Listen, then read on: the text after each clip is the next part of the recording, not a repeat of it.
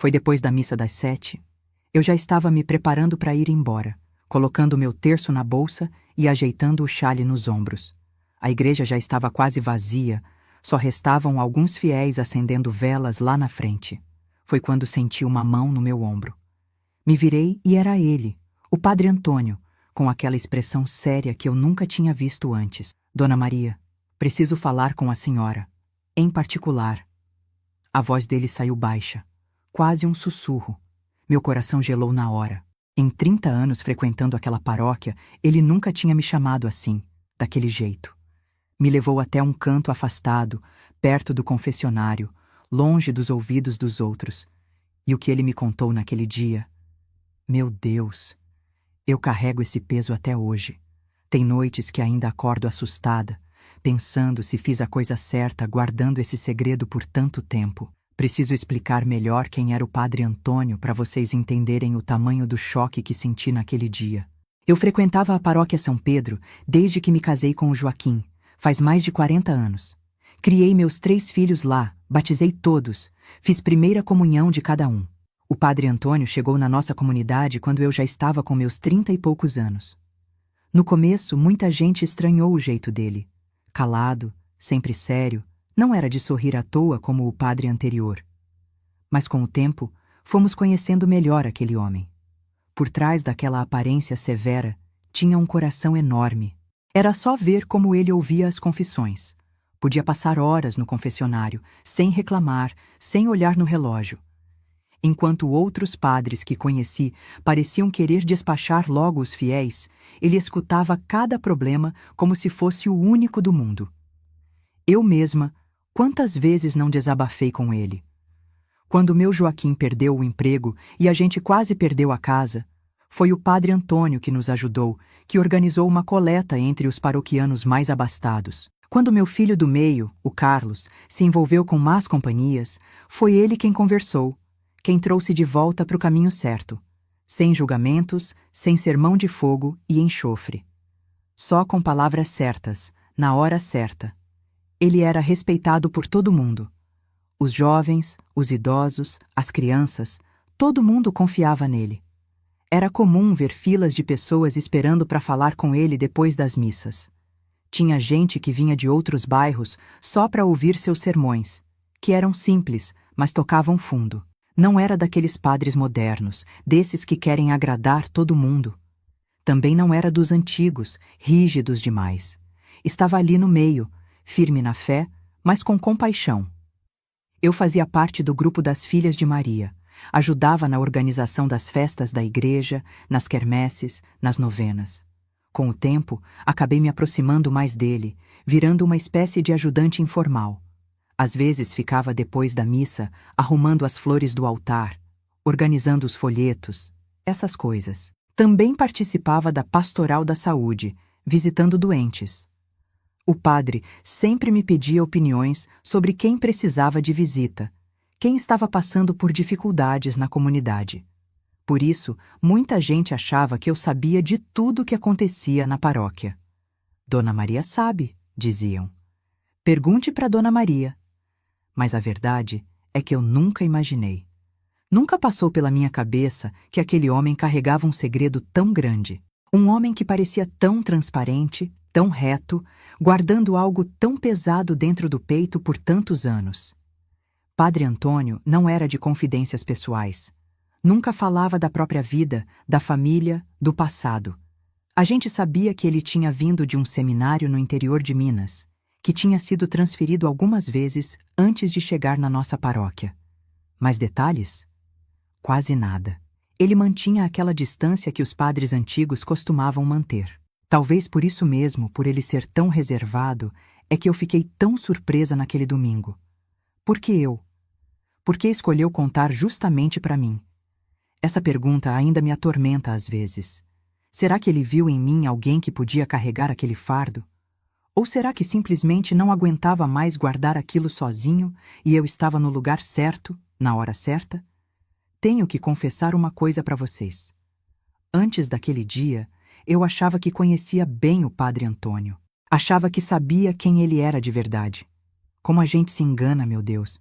como a gente olha para uma pessoa por anos e anos e não vê o abismo que ela carrega dentro dela. Naquela época, nossa paróquia estava em paz. Tínhamos acabado de reformar o telhado da igreja, com doações dos fiéis. O coral estava indo bem. As catequeses cheias de crianças. Nada indicava problemas. Pelo menos, nada que se pudesse ver com os olhos. Mas por baixo daquela superfície tranquila, por baixo daquelas missas dominicais, daqueles cantos, daquelas orações, havia algo que o padre Antônio não conseguia mais sufocar dentro de si. Não era confessor dele, nunca saberia dos seus pecados, se é que tinha algum. Mas naquele fim de tarde, ele me escolheu para ser sua confidente. E isso mudou minha vida para sempre. Mudou meu jeito de olhar para minha fé, para a igreja, para tudo. São coisas que, uma vez que você sabe, não tem como desaprender, não tem como fingir que não existem. Olhando para trás agora, com meus cabelos já todos brancos, eu me pergunto se não havia sinais que eu deveria ter percebido antes. Pequenas mudanças no comportamento dele. Um certo peso no olhar. Uma hesitação nas homilias quando falava de certos assuntos. Mas a gente só enxerga esses detalhes depois, não é mesmo? Quando já é tarde demais. Naquele domingo específico, desde cedo, eu já tinha notado que o padre Antônio não estava como de costume. A missa das 7 começou com 10 minutos de atraso, coisa que nunca acontecia, ele que era tão pontual. Quando entrou para celebrar, já percebi que havia algo diferente. O rosto mais pálido, olheiras fundas como se não tivesse dormido. Durante a homilia, ele perdeu o fio da meada 2 vezes, coisa que nunca acontecia. Padre Antônio sempre tinha os sermões na ponta da língua, falava com firmeza, sem titubear. Pensei com meus botões. Deve estar doente, coitado. Até cogitei perguntar depois se ele precisava de algum chá, um remédio caseiro. Tinha feito um xarope de agrião com mel, que era uma mão na roda para gripe. Mas aí, durante a consagração, notei que as mãos dele tremiam de leve. Aqueles dedos compridos, que sempre seguravam o cálice com tanta firmeza, agora pareciam inseguros. Lembro até hoje que uma gota de vinho caiu sobre a toalha do altar. Foi um detalhe pequeno, que provavelmente ninguém mais notou. Mas eu, que conhecia cada movimento daquela celebração de cor, percebi na hora. Vi também quando ele rapidamente passou a manga da batina sobre a mancha, tentando disfarçar. Havia nervosismo naquele gesto, uma pressa que não combinava com a solenidade do momento. Na hora da comunhão, enquanto eu esperava na fila para receber a hóstia, observei com mais atenção. Os olhos dele não encontravam os dos fiéis como de costume. Ele sempre olhava cada pessoa nos olhos antes de dizer corpo de Cristo. Era uma marca registrada dele, esse contato. Mas naquele dia, o olhar estava baixo, esquivo. Quando chegou minha vez, porém, ele levantou os olhos e me encarou por um instante mais longo que o normal. Foi só 1 segundo, talvez 2, mas senti um arrepio na espinha. Havia algo naquele olhar, uma súplica, talvez? Uma decisão sendo tomada? Não sei explicar direito. Só sei que aquele breve contato visual me deixou inquieta. O restante da missa transcorreu normalmente, até onde se podia perceber. Os cantos, as orações finais, a bênção. Mas quem conhecia bem o padre Antônio, como eu, notava os pequenos sinais. A respiração mais acelerada. O modo como ele consultou o relógio discretamente 2 ou 3 vezes. A maneira como seus olhos corriam pela nave da igreja, como se estivesse procurando alguém, ou se certificando de que alguém não estava lá. Terminada a celebração, fiquei para arrumar alguns inários que tinham sido deixados nos bancos. Era uma mania minha. Gostava de ver tudo em ordem antes de ir embora. Vi quando ele se despediu rapidamente dos últimos fiéis na porta, com menos paciência que o habitual. Normalmente, o padre Antônio ficava ali por pelo menos meia hora após a missa, conversando, ouvindo problemas, dando conselhos. Mas naquele dia, parecia querer encurtar aquele momento. Quando achei que ele já tinha ido para a casa paroquial, como de costume, foi que senti aquela mão no meu ombro. Me virei, surpresa, e lá estava ele. Tinha tirado os paramentos, estava só com a batina preta. Notei uma mancha de suor na gola, apesar do tempo estar fresco. Dona Maria, preciso falar com a senhora, ele disse, e sua voz soou estranha aos meus ouvidos. Mais baixa, mais rouca que o normal. Claro, padre, pode falar, respondi, imaginando que seria alguma coisa sobre a quermesse que estávamos organizando, ou sobre a visita que faríamos na semana seguinte ao asilo. Aqui não, ele murmurou, olhando para os lados, mesmo a igreja já estando praticamente vazia. Vamos para um lugar mais reservado. Foi quando ele me conduziu para perto do confessionário, naquela parte mais escura da igreja, onde os vitrais coloridos quase não deixavam a luz entrar, mesmo de dia. Ali, naquele canto, ele parecia ainda mais nervoso. Passou a mão pelo cabelo grisalho várias vezes, um tique que eu nunca tinha visto nele antes. Respirava fundo, como se estivesse tentando criar coragem. O senhor está passando mal, padre? Quer que eu chame alguém? Perguntei, genuinamente preocupada. Ele sacudiu a cabeça com firmeza. Não, não. Estou bem. Fisicamente, pelo menos. Aquelas últimas palavras me deixaram em alerta. Fisicamente? O que queria dizer com isso? Dona Maria, ele começou.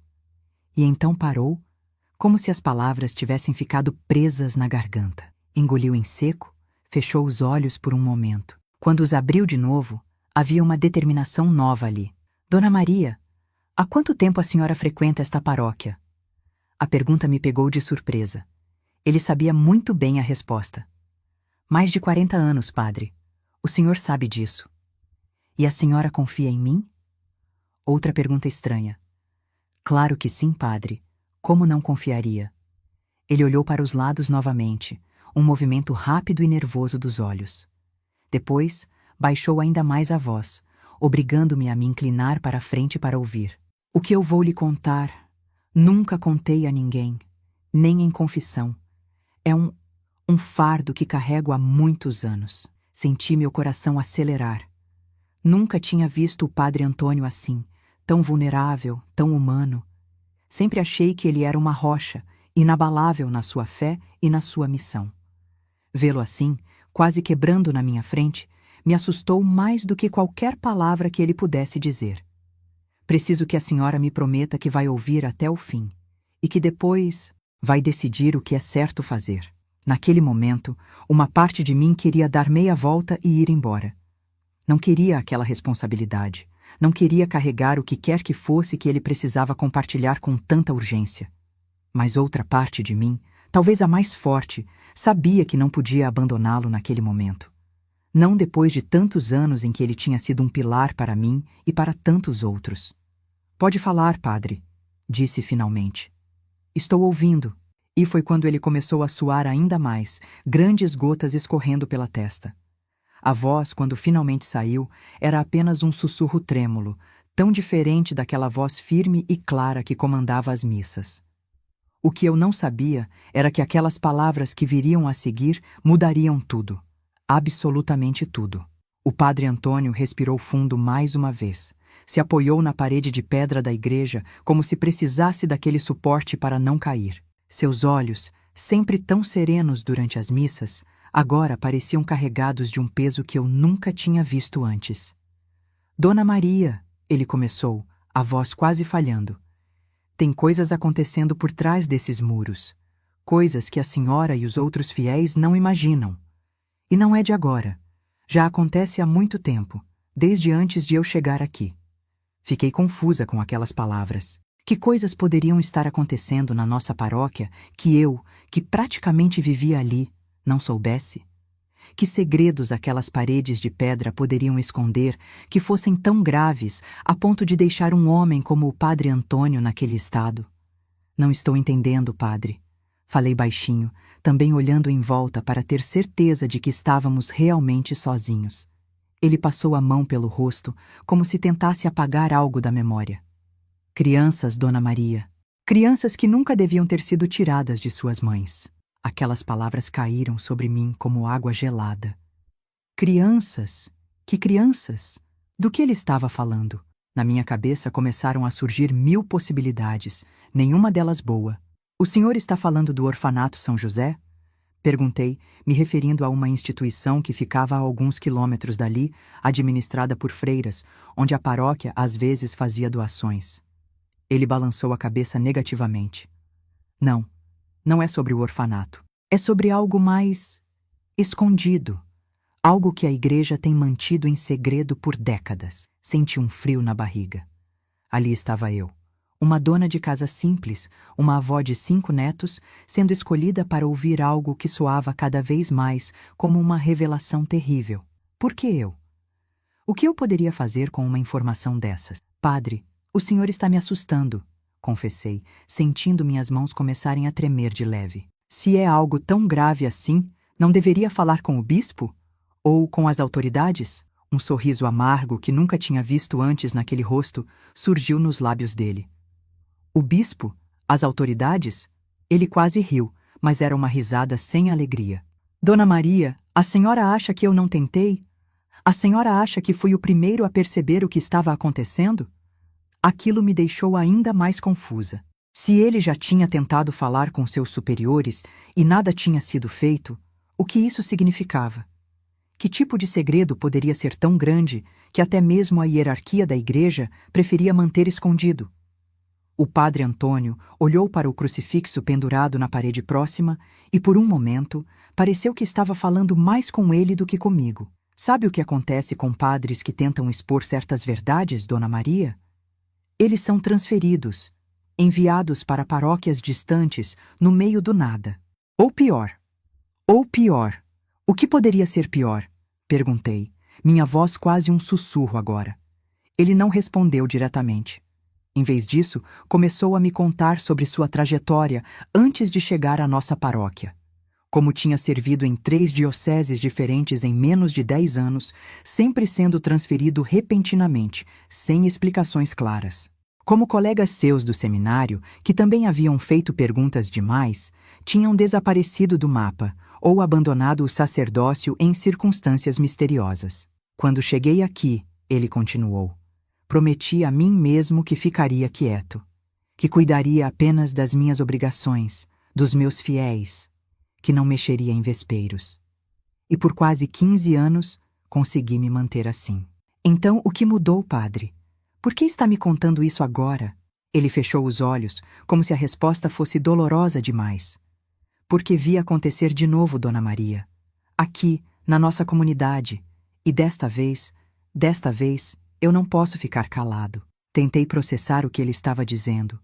Algo tinha acontecido na nossa paróquia, algo relacionado a crianças, algo grave o suficiente para quebrar anos de silêncio autoimposto. A senhora se lembra da Janaína? Ele perguntou de repente. Claro que me lembrava. Janaína era uma menina de apenas 16 anos, filha da Conceição, que trabalhava como empregada na casa do Dr. Silveira. A garota tinha engravidado no ano anterior, causando um escândalo na pequena comunidade. O pai da criança, pelo que se dizia, era um rapaz de outra cidade que tinha passado por aqui e depois sumido sem deixar rastro. Lembro, sim, padre. A garota que teve um bebê há uns 8 meses, não é? A Conceição me contou que a criança foi dada para adoção, para uma família de posses que poderia dar um futuro melhor para o pequeno. Foi quando vi algo mudar no olhar do padre Antônio. Uma sombra passou por seus olhos e ele apertou os lábios com tanta força que ficaram brancos. Dada para a adoção, ele repetiu com uma entonação estranha. Foi isso que disseram a ela, não foi? Que o bebê iria para uma família de posses, que teria oportunidades que a Janaína jamais poderia oferecer. Assenti, sem entender onde ele queria chegar. Sim, foi o que me contaram. A própria Conceição parecia aliviada com a solução. Dizia que assim a filha poderia voltar a estudar, ter uma vida normal, sem o peso de criar um filho tão jovem e sem recursos. E a senhora acreditou nisso? A pergunta veio carregada de uma intensidade que me fez recuar um passo. Por que não acreditaria, padre? Foi o que nos disseram. A assistente social da diocese, a dona Helena, cuidou de tudo. Disse que conhecia um casal perfeito para o bebê, pessoas de bem, católicas. A assistente social da diocese, ele repetiu com aquele mesmo tom estranho. Dona Helena, sempre ela. Comecei a sentir um mal-estar crescendo dentro de mim. Havia algo muito errado ali, algo que eu ainda não conseguia enxergar completamente, mas que já fazia meu coração bater mais rápido. O que o senhor está insinuando, padre? Que o bebê da Janaína não foi para a adoção? Ele não respondeu diretamente. Em vez disso, olhou para mim com uma intensidade que me fez sentir como se estivesse sendo avaliada. Como se ele estivesse decidindo até que ponto poderia confiar em mim. Dona Maria, a senhora é uma mulher inteligente, uma mulher de fé, alguém que conhece esta comunidade melhor do que ninguém. Pense um pouco. Quantos casos como o da Janaína a senhora já viu por aqui ao longo dos anos? Jovens mães solteiras, muitas vezes de famílias pobres, que de repente dão seus filhos para adoção e nunca mais têm notícias deles? Comecei a fazer as contas mentalmente. Realmente, tinha havido vários casos semelhantes ao longo das décadas. Talvez uns 10 ou 12 que eu pudesse lembrar de imediato. Sempre o mesmo padrão. Meninas jovens, de famílias humildes, uma gravidez indesejada e depois a criança sendo entregue para uma vida melhor, por intermédio da diocese. Mas isso é normal, não é? Quer dizer, é triste, mas acontece. Nem todas as mães têm condições de criar seus filhos e a adoção é uma solução. Adoção. Ele me interrompeu, quase cuspindo a palavra. É isso que chamam. Mas a senhora já viu algum papel de adoção? Já ouviu falar de algum processo legal? Já soube de alguma dessas mães que tenha recebido sequer uma foto do filho anos depois? Um cartão de Natal? Qualquer notícia? Fiquei em silêncio. Realmente, nunca tinha ouvido falar de nenhum contato posterior. As crianças simplesmente desapareciam, como se nunca tivessem existido. Tem algo muito maior acontecendo, Dona Maria. Algo que atravessa dioceses, países, continentes. E eu tenho medo. Tenho muito medo do que pode acontecer quando começarem a perceber que eu sei. Naquele momento, parada ali no canto escuro da igreja, senti como se o chão estivesse se abrindo sob meus pés. Uma parte de mim queria simplesmente dar as costas e ir embora, fingir que aquela conversa nunca tinha acontecido. Voltar para minha casa, fazer o jantar para o Joaquim, ligar para os netos no domingo como sempre fazia. Continuar minha vida normal, sem o peso daquelas insinuações terríveis. Padre Antônio, falei, tentando manter a voz firme. Por que o senhor está me contando isso? Por que eu? Não sou ninguém importante, não tenho influência, não posso fazer nada para mudar isso que o senhor está sugerindo. Ele me olhou com aqueles olhos cansados, que agora pareciam carregar o peso do mundo. A senhora é mais importante do que imagina, Dona Maria. As pessoas confiam na senhora, ouvem o que a senhora diz. E mais que isso, a senhora conhece esta comunidade como ninguém. Sabe quem são as famílias, conhece as histórias. Mas o que o senhor espera que eu faça com essa informação? Que eu saia por aí acusando a igreja de... Nem sei direito do que o senhor está acusando. Não estou pedindo que a senhora faça nada agora, ele disse, a voz baixa mas firme. Só estou pedindo que ouça, que guarde esta informação, e que se um dia for necessário, se um dia mais alguém perceber o que está acontecendo, a senhora esteja lá para confirmar, para dizer que não é loucura, que não é conspiração, que é real. Meu coração batia tão forte que eu tinha certeza que ele podia ouvir. Tantos pensamentos passavam pela minha cabeça ao mesmo tempo. E se ele estivesse errado? E se fosse apenas paranoia? O resultado de anos de pressão, de solidão? Padres também são humanos, afinal. Também podem ter momentos de fraqueza, de confusão mental. Mas algo no fundo da minha alma me dizia que não era isso. O Padre Antônio que eu conhecia há tantos anos não era homem de fantasias, de exageros. Era um homem sóbrio, pragmático, com os pés no chão. Se ele estava me dizendo aquilo, com aquela convicção, aquele medo genuíno nos olhos, devia haver algum fundamento. Padre, tentei mais uma vez. O senhor não acha melhor conversar com alguém mais qualificado? Um advogado, talvez? Ou um jornalista? Ele soltou uma risada amarga. Advogados? Jornalistas? A senhora acha que não tentei? Sabe o que acontece quando você mexe com instituições poderosas, Dona Maria? As pessoas somem, os processos desaparecem, As denúncias são arquivadas, e quem levanta a voz acaba silenciado de um jeito ou de outro. Um calafrio percorreu minha espinha. Havia algo na maneira como ele dizia aquilo, uma certeza sombria que me fez acreditar que ele estava falando por experiência própria. O senhor está com medo, constatei, mais para mim mesma do que para ele. Sim, ele admitiu, sem rodeios. Estou com medo, não por mim.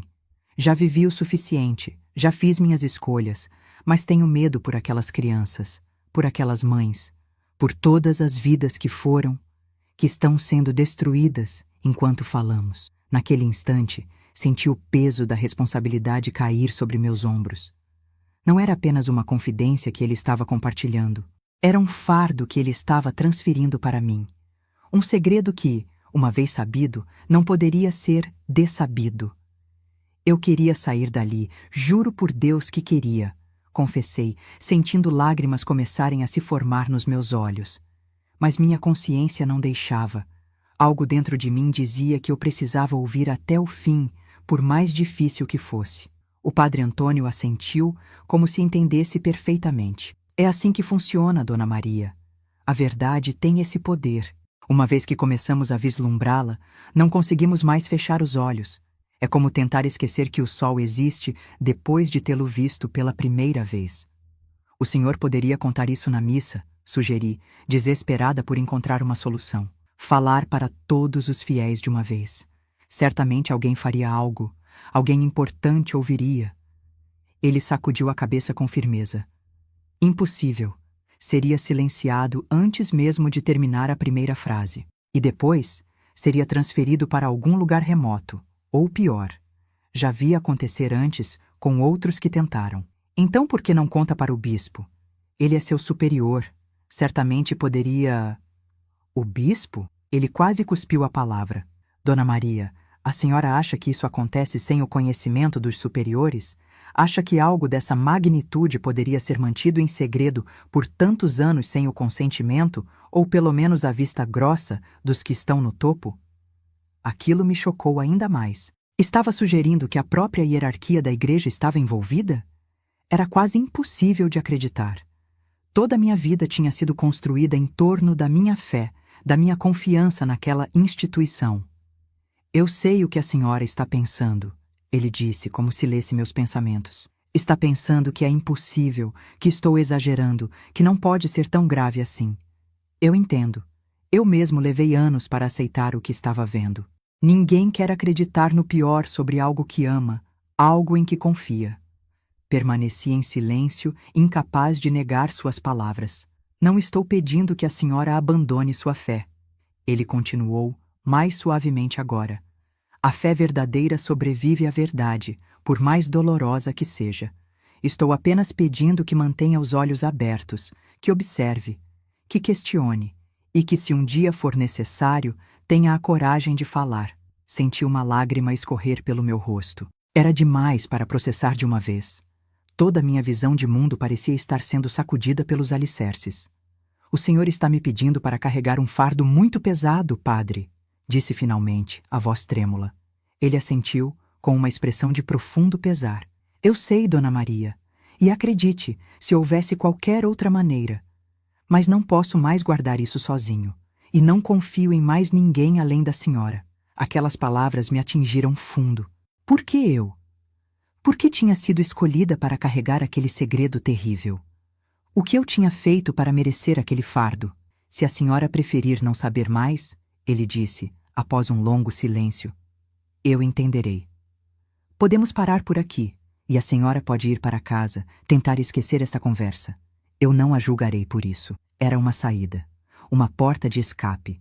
Eu poderia simplesmente dizer não, dar as costas, ir embora, voltar para a minha vida normal, para minha ignorância confortável.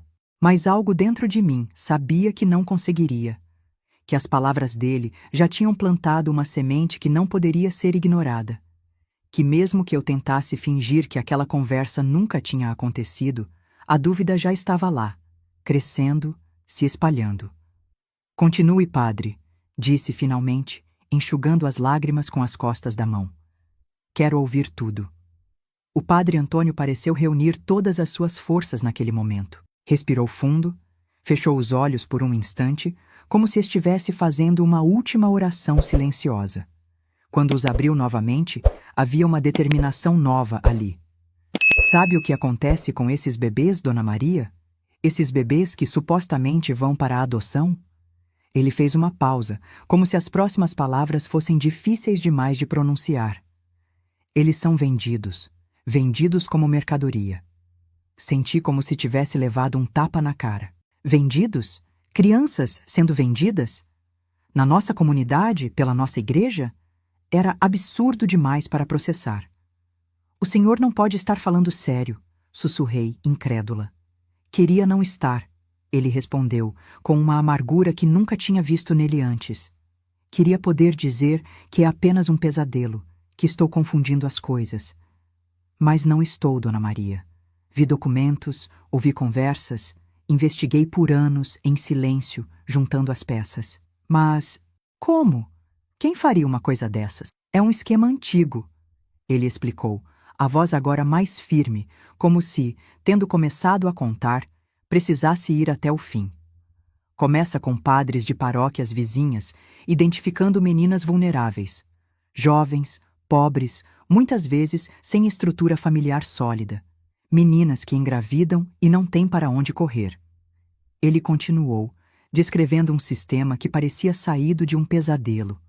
Segundo ele, havia uma rede organizada que funcionava há décadas. Padres, freiras, assistentes sociais, médicos, todos trabalhando juntos para identificar essas jovens mães e convencê-las de que dar o filho para a adoção era a única solução.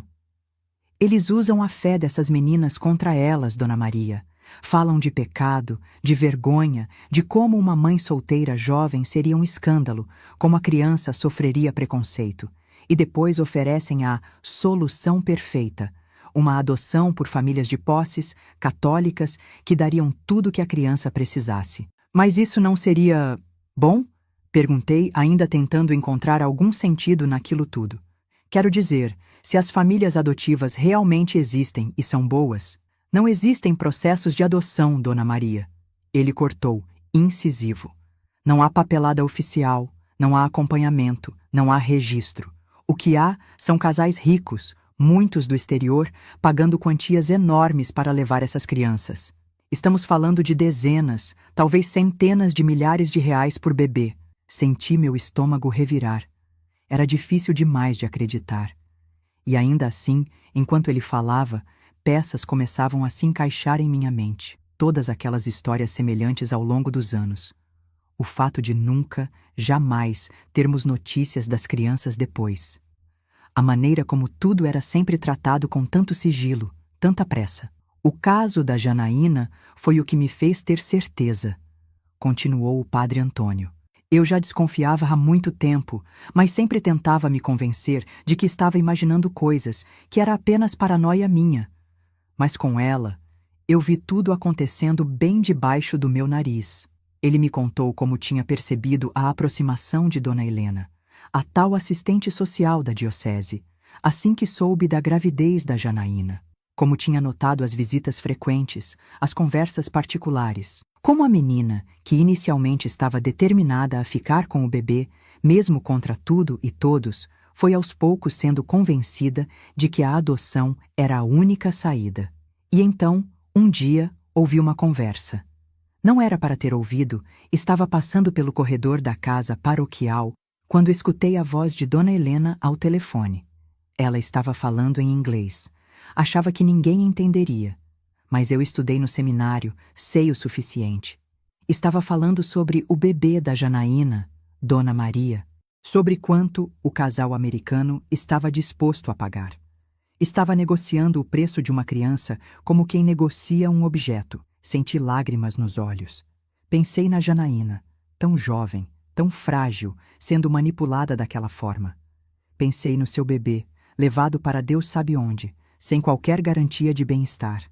Não é só aqui, continuou o padre, agora falando mais rápido, como se temesse ser interrompido. É um sistema que funciona em várias dioceses.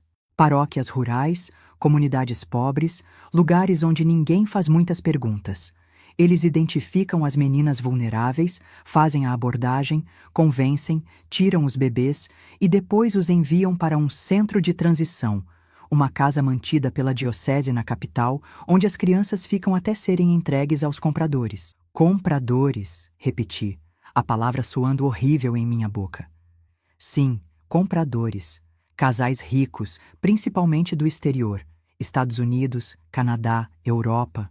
Gente que não consegue adotar pelos meios legais em seus países, seja pela idade, seja por não se qualificarem no processo, ou simplesmente gente que não quer esperar anos numa fila de adoção.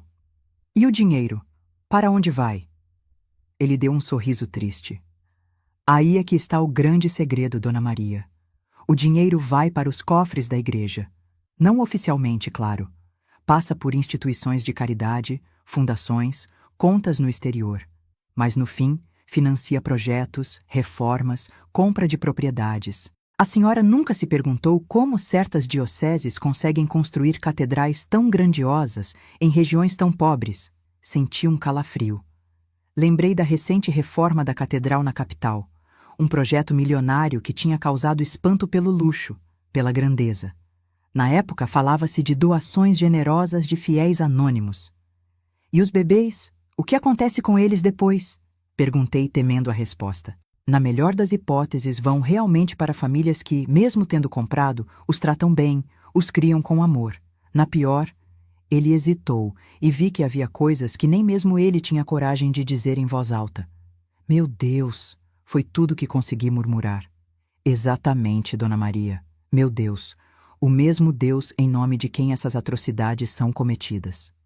A amargura em sua voz era palpável. Mas como o Senhor descobriu tudo isso? Como tem tanta certeza? Anos de observação, pequenos indícios que fui juntando, conversas ouvidas por acaso, documentos que não deveria ter visto, e principalmente o padrão. O mesmo padrão se repetindo diocese após diocese, paróquia após paróquia, para onde quer que eu fosse transferido. Sempre as mesmas pessoas envolvidas, ou pessoas em posições equivalentes. Sempre o mesmo modus operandi. Ele me olhou intensamente. Mas o caso da Janaína foi a gota d'água. Ver acontecer bem na minha frente, na minha paróquia. Não pude mais fingir que não estava vendo. Não pude mais ficar calado. Ficamos em silêncio por um momento, o peso daquela revelação pairando entre nós como uma nuvem escura. Finalmente, encontrei minha voz novamente. E o que podemos fazer, padre? Como podemos parar isso? Ele sacudiu a cabeça lentamente. Não sei se podemos, Dona Maria. Não sei se alguém pode. É grande demais, antigo demais, enraizado demais. Mas não podia mais guardar isso sozinho. Precisava que pelo menos uma pessoa soubesse, uma pessoa em quem confio. Naquele momento, entendi completamente o peso do que ele havia me confiado. Não era apenas um segredo. Era uma bomba relógio. Uma verdade que poderia destruir vidas, reputações, instituições inteiras. E agora, essa verdade estava em minhas mãos também. Saí da igreja naquele dia como se carregasse o mundo nas costas. O caminho até minha casa, que normalmente fazia em 15 minutos, pareceu durar uma eternidade. Cada passo pesava. Cada respiração doía. As palavras do Padre Antônio ecoavam na minha cabeça sem parar, como um disco arranhado. Não contei nada para o Joaquim quando cheguei. Como poderia? Ele percebeu que algo estava errado, claro. Que cara é essa, Maria? Parece que viu assombração. Inventei uma desculpa qualquer. Dor de cabeça, cansaço. Ele não insistiu muito, graças a Deus. Meu Joaquim nunca foi homem de muitas perguntas. Naquela noite, não consegui dormir. Fiquei revirando na cama, pensando em tudo que tinha ouvido. Será que era verdade mesmo? Ou seria a imaginação de um homem cansado, talvez até perturbado? Queria tanto acreditar na segunda opção. Mas algo dentro de mim sabia. Sabia que cada palavra dita pelo Padre Antônio era verdade. Na manhã seguinte, tomei uma decisão. Se ia carregar aquele segredo, precisava ter certeza. Precisava ver com meus próprios olhos, ouvir com meus próprios ouvidos. Não bastavam as palavras do padre, por mais que confiasse nele. Precisava de algo mais concreto. E foi assim que comecei minha própria investigação silenciosa, discreta, cautelosa, sem levantar suspeitas. Comecei a prestar mais atenção nas conversas depois da missa, a observar a tal Dona Helena com outros olhos sempre que ela aparecia na paróquia, a reparar em detalhes que antes passavam despercebidos. Também comecei a visitar mais frequentemente as famílias que tinham passado por situações semelhantes à da Janaína ao longo dos anos. Eu conhecia muitas delas através do trabalho na pastoral. Visitava com a desculpa de levar uma palavra de conforto, um doce caseiro, perguntar se precisavam de alguma coisa. E no meio da conversa, sutilmente, trazia o assunto à tona. E seu netinho, Dona Teresa? Tem tido notícias dele? E a menina que a Aparecida deu para a adoção? Já tem o quê? Uns 10 anos agora? Ela recebeu alguma foto? As respostas eram sempre as mesmas. Não, nunca mais souberam nada. Não, a assistente social disse que era melhor assim, cortar vínculos completamente para não dificultar a adaptação da criança. Não, nunca chegou carta, foto, nada. Mas foi a visita à casa da Conceição, mãe da Janaína, que realmente me abriu os olhos. Fui numa tarde de terça-feira, quando sabia que a Janaína estaria na escola. Não queria que a menina participasse daquela conversa. Já tinha sofrido demais. Conceição me recebeu na cozinha simples, ofereceu um café. Estava envelhecida, abatida, apesar de ter apenas uns 40 e poucos anos. O peso de criar 3 filhos sozinha, de trabalhar de sol a sol na casa dos outros, tinha cobrado seu preço. Conversamos sobre amenidades no começo, o tempo, a saúde, o trabalho. Até que, com cuidado, toquei no assunto. E a Janaína, como está? Superando bem? Conceição suspirou fundo, mexendo o café com a colher mesmo já estando sem açúcar nenhum. Não sei se a gente supera uma coisa dessas, Dona Maria. Acho que aprende a viver com a dor, só isso. Ela fala sobre o bebê? Quase nunca. No começo falava. Perguntava se tinham mandado notícias, se sabíamos para onde tinha ido. Mas com o tempo, foi silenciando. Acho que entendeu que era melhor não mexer na ferida. Tomei coragem e fui mais direta. A senhora nunca achou estranho? Não ter notícia nenhuma? Nem saber para onde o menino foi? Ela levantou os olhos para mim e vi algo ali. Um lampejo de desconfiança, talvez. De medo.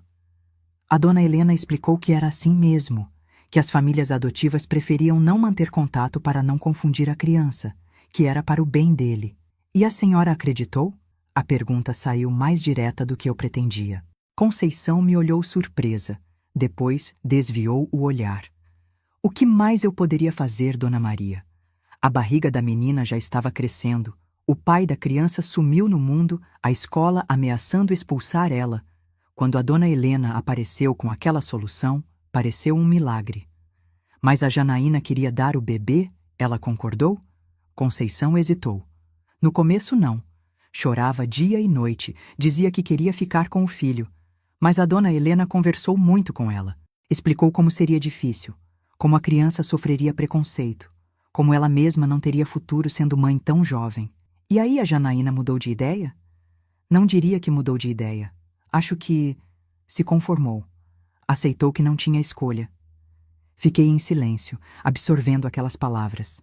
Era exatamente como o padre Antônio tinha descrito. A abordagem, a manipulação emocional, a pressão psicológica. A senhora nunca perguntou nada? Nunca quis ver papéis, documentos da adoção? Conceição me olhou com uma expressão que misturava vergonha e resignação. Sou uma mulher simples, Dona Maria. Mal sei ler direito. Que documentos eu ia entender? E depois, a Dona Helena é assistente social da diocese, trabalha com o bispo, com os padres. Quem sou eu para questionar? Senti meu coração apertar. Era isso que eles contavam, não era? Com a fé cega das pessoas, com o respeito automático pelo título, pela batina. A Janaína chegou a ver o bebê depois que nasceu? Perguntei, já temendo a resposta. Só por uns minutinhos. Ele nasceu e logo levaram para limpar, pesar essas coisas. Quando trouxeram de volta, deixaram ela segurar um pouquinho, dar um beijo de despedida. Depois, a Dona Helena levou.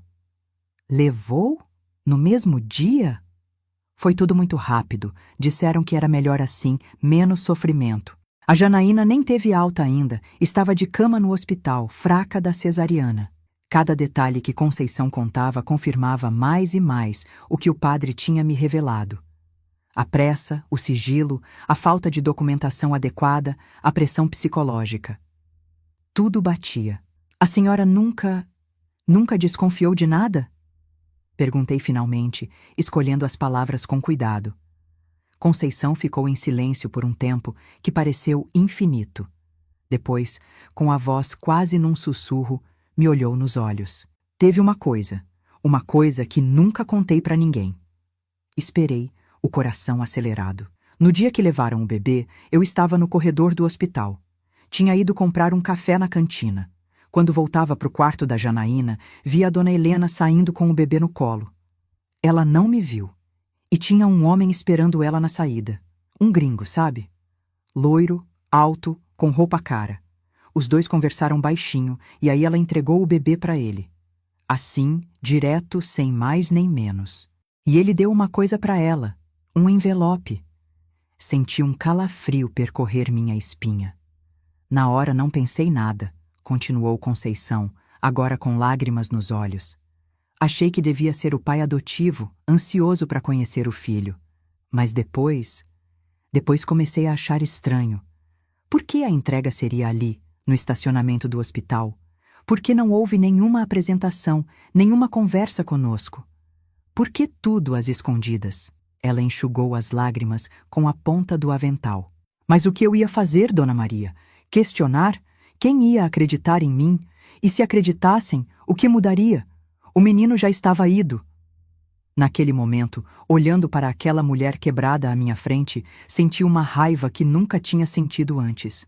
Raiva daquele sistema perverso, daquelas pessoas que usavam a fé e a vulnerabilidade alheia para seus esquemas. E mais que tudo, raiva de mim mesma, por ter estado tão perto durante todos esses anos e nunca ter percebido. A história batia. Murmurei para mim mesma, repetindo as palavras que me passavam pela cabeça. Ela chorava.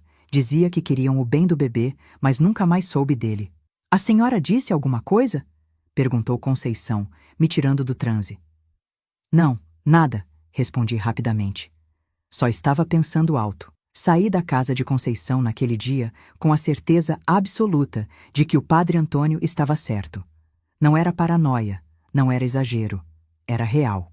Estava acontecendo bem debaixo dos nossos narizes, na nossa comunidade, com nossos vizinhos, com nossas crianças. E o pior, quantos outros casos como o da Janaína tinham acontecido ao longo dos anos sem que ninguém percebesse? Quantos bebês tinham sido levados para longe, vendidos como mercadoria? O pensamento era insuportável. Depois daquele dia, minha vida nunca mais foi a mesma. Podem parecer palavras exageradas, mas é a pura verdade. Carregar um segredo desse tamanho é como carregar uma pedra de moinho nas costas. Você não consegue se livrar dela, não consegue esquecer nem por um minuto que ela está lá, pesando, machucando. As noites eram as piores. Deitada no escuro, enquanto o Joaquim roncava do meu lado, eu ficava de olhos abertos, encarando o teto, pensando nas crianças. Onde estariam? Como estariam sendo tratadas? Será que eram amadas? Ou será que... Não, nem conseguia completar alguns pensamentos. Eram terríveis demais. Comecei a ter pesadelos. Sonhava com bebês chorando, com vozes chamando por suas mães, com lugares escuros onde crianças estavam trancadas.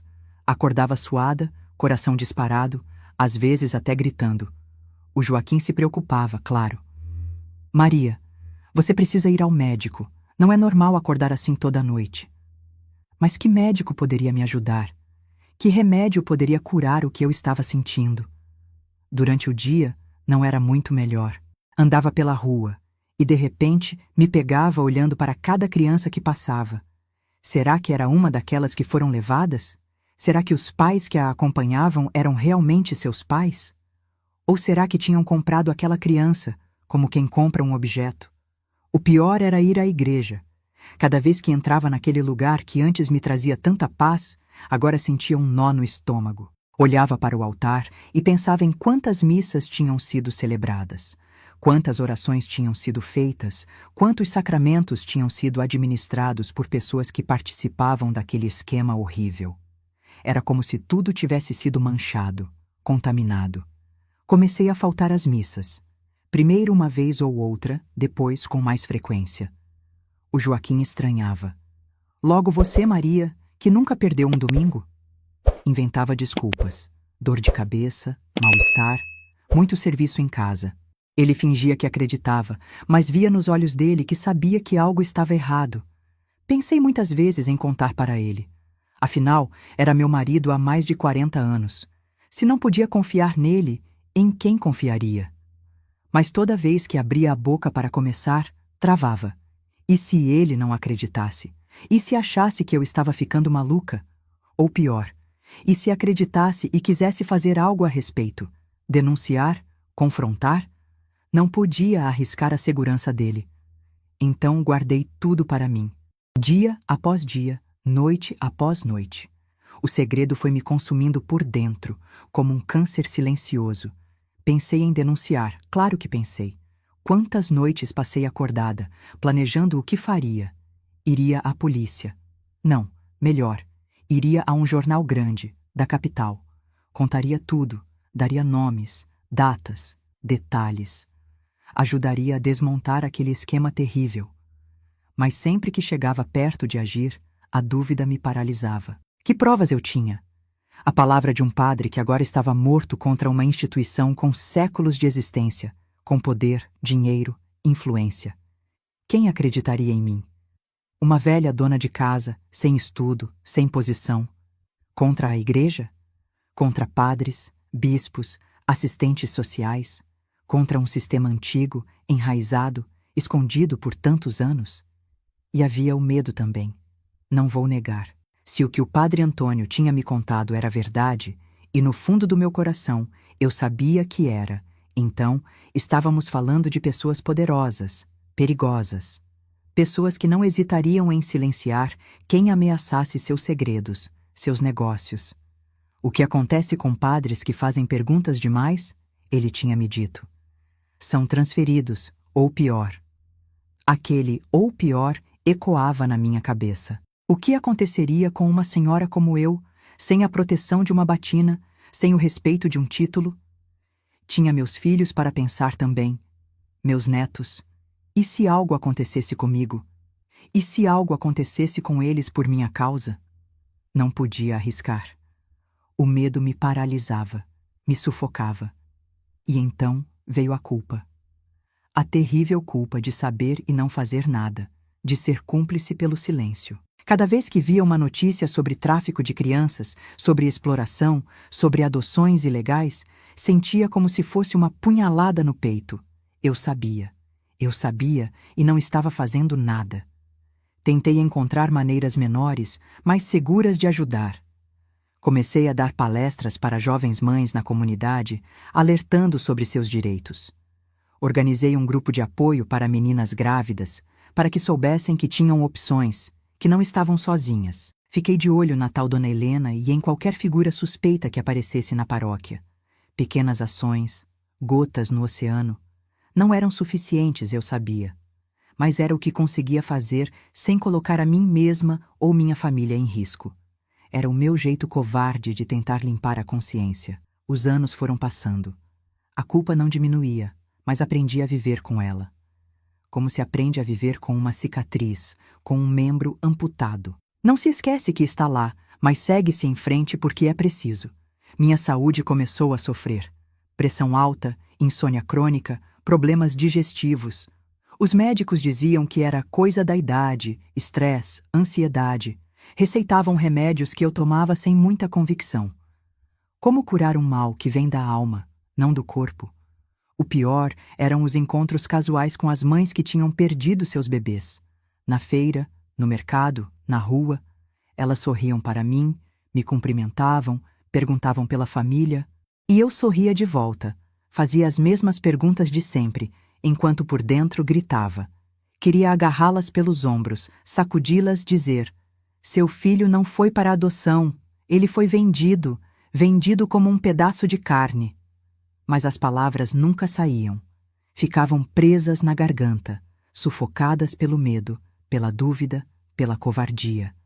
Às vezes, pegava-me imaginando como seria se tivesse denunciado tudo logo no começo. Talvez algumas crianças tivessem sido salvas. Talvez algumas mães tivessem sido poupadas daquela dor. Talvez o esquema tivesse sido desmantelado, os culpados punidos. Ou talvez eu tivesse sido silenciada, desacreditada, ridicularizada.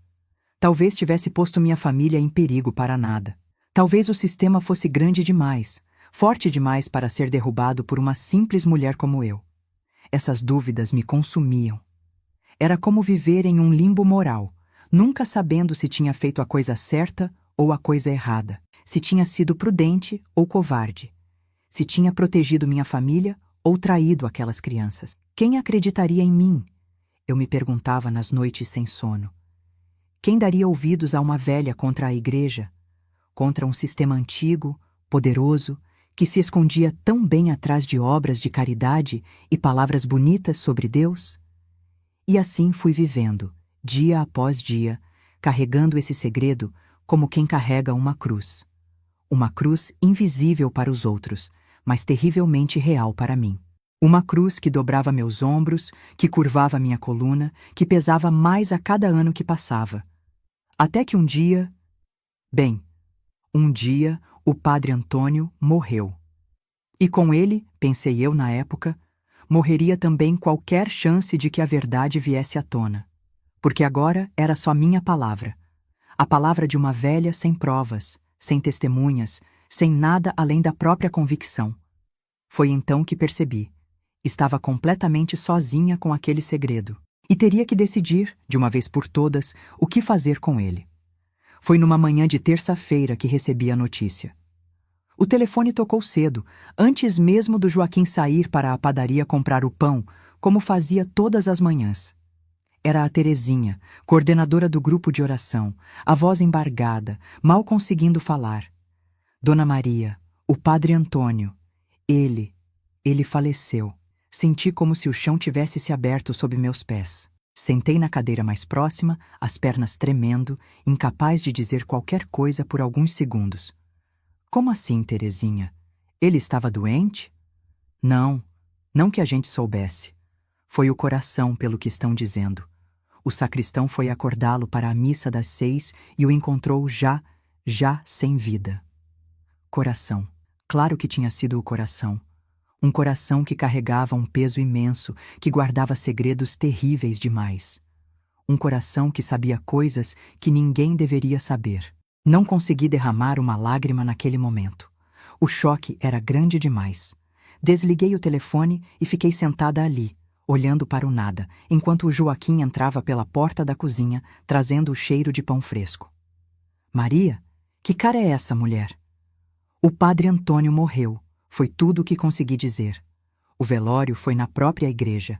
O caixão fechado, colocado bem em frente ao altar onde ele tinha celebrado tantas missas. Flores por toda parte, velas acesas, o cheiro de incenso misturado ao perfume dos lírios.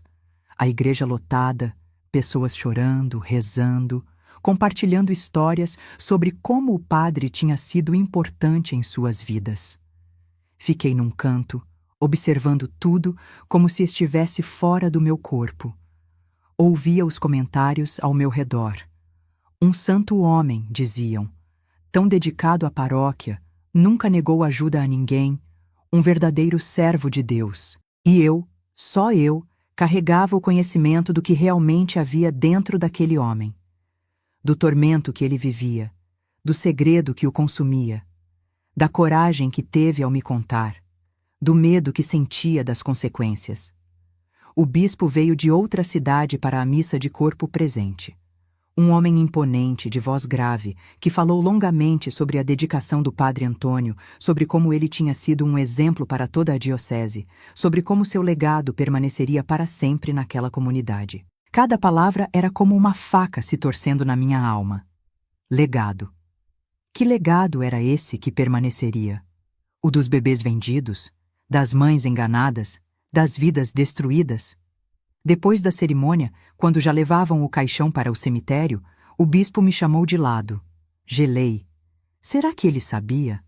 Será que o padre Antônio tinha contado para mais alguém além de mim? A senhora é a Dona Maria, não é? A coordenadora da Pastoral da Saúde? Sim, sou eu, Excelência. O padre Antônio falava muito bem da senhora. Dizia que era seu braço direito aqui na paróquia. Queria agradecer pessoalmente por todo o apoio que deu a ele durante estes anos. Engoli em seco, incapaz de responder. O senhor padre Antônio deixou uma carta para ser aberta após seu falecimento, continuou o bispo, tirando um envelope do bolso da batina. Pediu especificamente que eu a entregasse à senhora. Peguei o envelope com mãos trêmulas. Era simples, branco, lacrado, apenas com meu nome escrito na frente, na caligrafia inconfundível do padre Antônio. Obrigada, Excelência, consegui murmurar. Não sei o que contém essa carta, minha filha. O padre Antônio era um homem reservado, tinha seus segredos como todos nós. Mas tenho certeza de que se ele confiou à senhora, é porque sabia que estaria em boas mãos. Aquelas palavras me atingiram como um soco. Tinha seus segredos. Será que o bispo sabia mais do que deixava transparecer? Ou era apenas uma frase casual, sem segundas intenções? Não tive coragem de abrir a carta ali mesmo. Guardei-a na bolsa e só a abri quando cheguei em casa, horas depois, sozinha em meu quarto, enquanto Joaquim assistia televisão na sala. Eram poucas linhas, escritas à mão. Uma letra trêmula, diferente da caligrafia firme que eu conhecia. Parecia ter sido escrita às pressas, talvez quando ele já se sentia mal. Querida Dona Maria, se está lendo esta carta, é porque Deus finalmente me chamou para prestar contas. Não sei se encontrarei perdão do outro lado, mas sei que fiz o que pude com o tempo que me foi dado. O fardo que compartilhei com a senhora é pesado demais para uma só pessoa carregar. Por isso, deixei algumas provas. Documentos, nomes, datas. Tudo está guardado embaixo da terceira tábua solta do assoalho da sacristia, lado direito, próximo ao armário dos paramentos. Não estou pedindo que a senhora faça nada com isso. Só estou garantindo que se um dia decidir falar, terá com o que comprovar suas palavras. Que Deus a proteja, como não pôde me proteger. P. Antônio. Li e reli aquela carta tantas vezes que acabei decorando cada palavra. Depois, com medo de que alguém a encontrasse, queimei-a no fogão e espalhei as cinzas no jardim.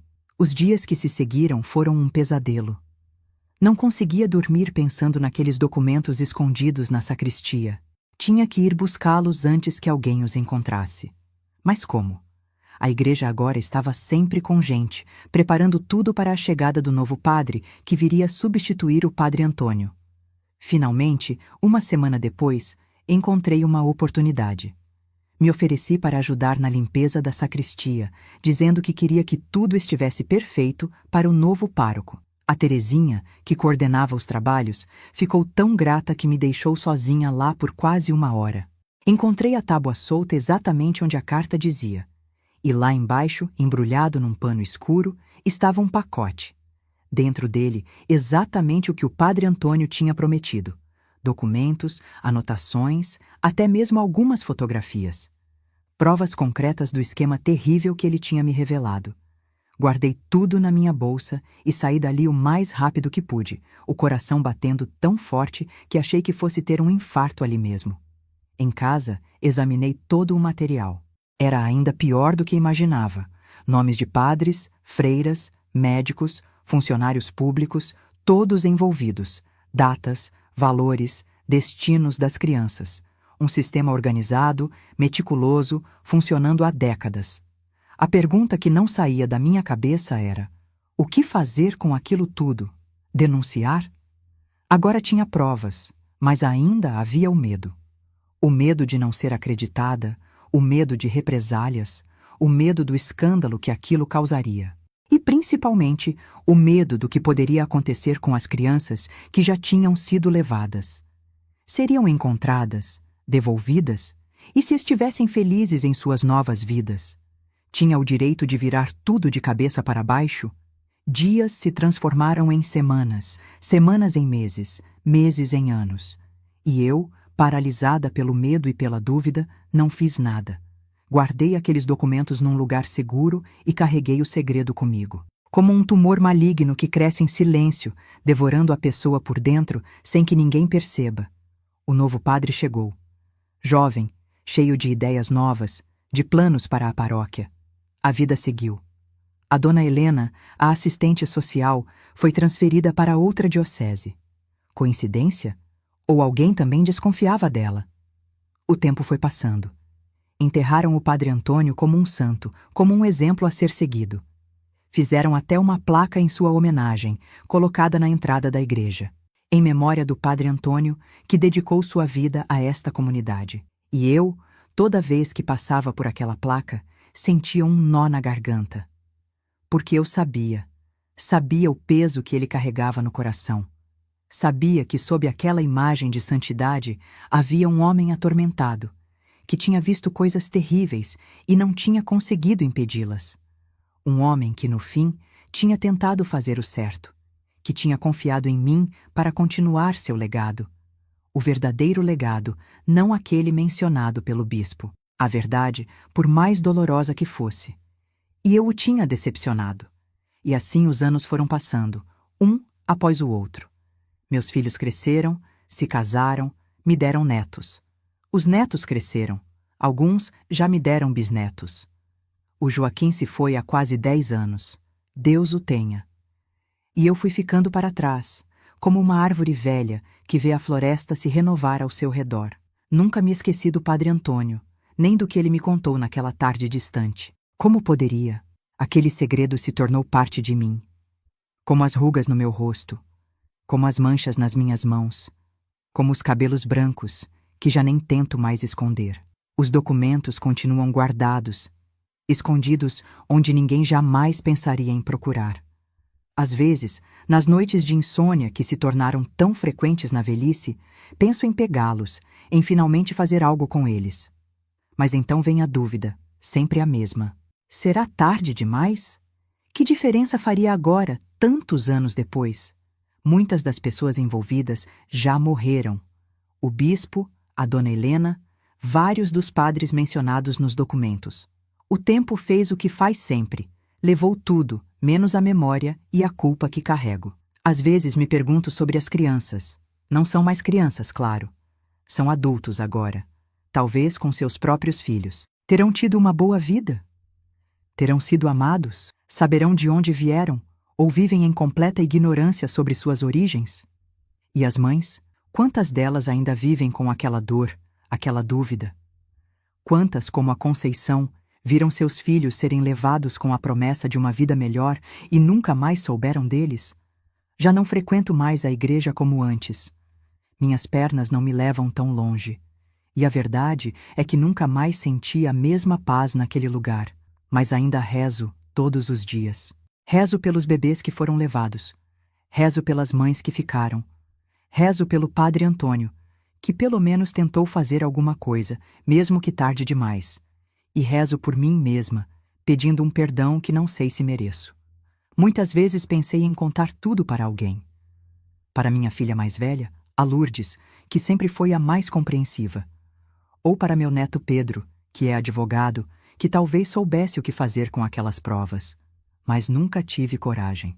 Sempre achei que era melhor não envolvê-los, não passar esse fardo para a família. Mas agora que estou chegando ao fim da minha jornada, começo a pensar diferente. Tenho quase 85 anos. Não sei quanto tempo ainda me resta. O médico diz que meu coração está cansado, que preciso me poupar. Como se fosse possível se poupar do peso de um segredo como esse. Por isso estou contando essa história agora. Não para vocês que estão me ouvindo, embora agradeça por terem me escutado até aqui. Estou contando porque preciso ouvir em voz alta, preciso colocar para fora o que me consome por dentro há tanto tempo, como uma confissão, talvez. Uma última tentativa de aliviar a alma antes que seja tarde demais. Não sei se estou fazendo a coisa certa. Talvez esteja apenas sendo egoísta, tentando dividir um fardo que é só meu para carregar.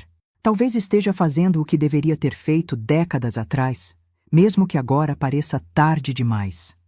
Quando penso no Padre Antônio, naquela tarde na igreja, naquela conversa que mudou minha vida para sempre, me pergunto se ele sabia o que estava fazendo, se entendia o peso que estava colocando sobre meus ombros, se tinha noção do quanto aquele conhecimento me consumiria ao longo dos anos. E se tinha, por que escolheu a mim?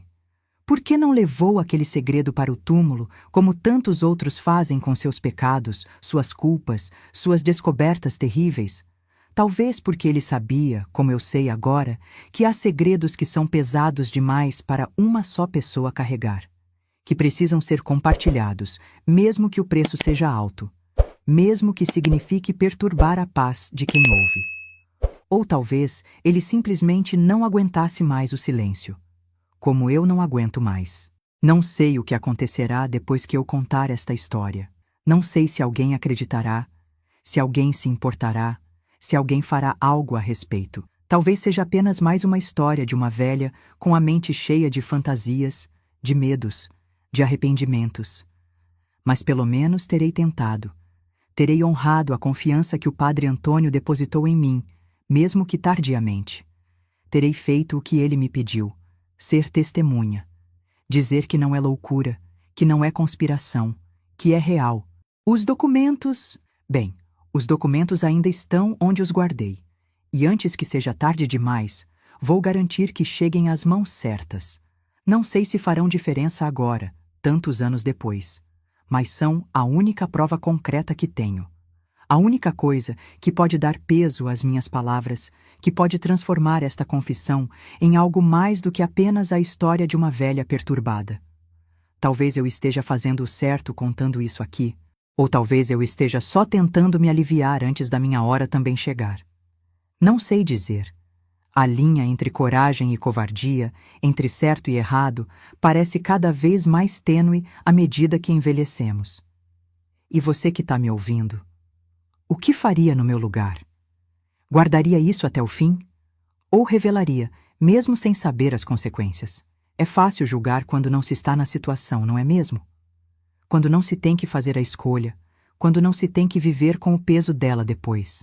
Não estou pedindo absolvição, nem compreensão, talvez. Só estou pedindo que pense, que reflita sobre o que significa guardar um segredo como esse. O que significa ver injustiças acontecendo e não fazer nada. O que significa carregar a culpa dia após dia, noite após noite, por escolhas que fizemos ou que deixamos de fazer. Porque no fim, é isso que nos define.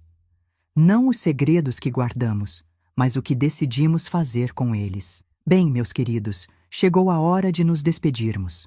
Obrigada por terem me escutado até aqui, por terem compartilhado comigo este peso que carrego há tanto tempo. É estranho, sabe? Depois de todos estes anos guardando este segredo, finalmente poder compartilhá-lo me traz uma certa paz. Não a paz completa. Essa acho que só vem quando encontramos o Criador. Mas um alívio, como quem finalmente põe no chão uma carga pesada demais. Vou terminando por aqui, com o coração mais leve e a esperança de que, talvez, minhas palavras possam fazer alguma diferença, mesmo depois de tanto tempo. Quem sabe inspire alguém a não cometer o mesmo erro que cometi, o erro do silêncio. Até um próximo encontro, se Deus quiser. Fiquem com Ele, que sabe de todos os segredos e, mesmo assim, nos ama. Um abraço carinhoso desta vovó que agora se despede. Adeus.